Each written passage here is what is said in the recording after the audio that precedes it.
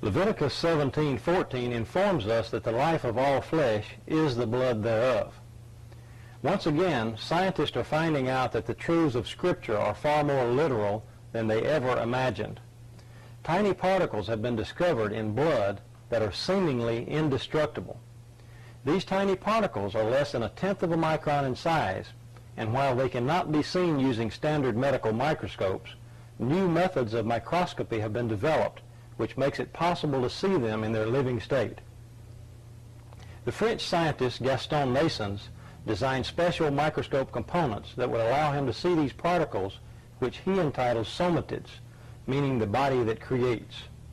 Through experimentation, Professor Naessens found that these somatids contain genetic material yet to be fully understood by the scientific community.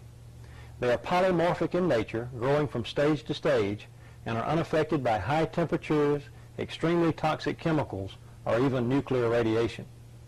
Professor Naessens believes these somatids to be subcellular living and reproducing entities, the precursor of DNA, and that they may be the building blocks of life. About 6 years ago, I learned about these particles as a result of some research that I was conducting, which was totally non-related to archaeology.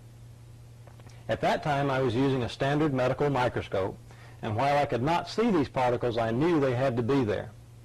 I began to develop my own microscope patterned after the design of Professor Naessens.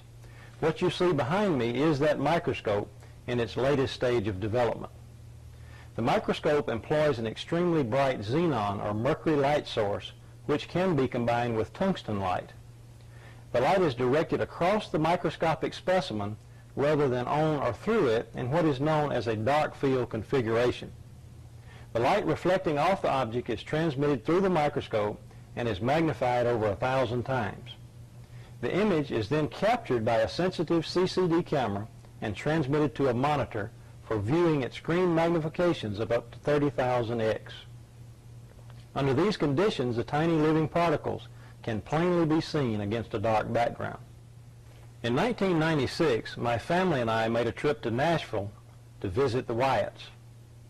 I brought along the microscope, which at that time was somewhat portable in its early stage of development, and set it up in the basement of the Wyatt's house. One evening, Mary Nell Wyatt asked me to take a look at some material from a burial cave to see if these tiny particles were present.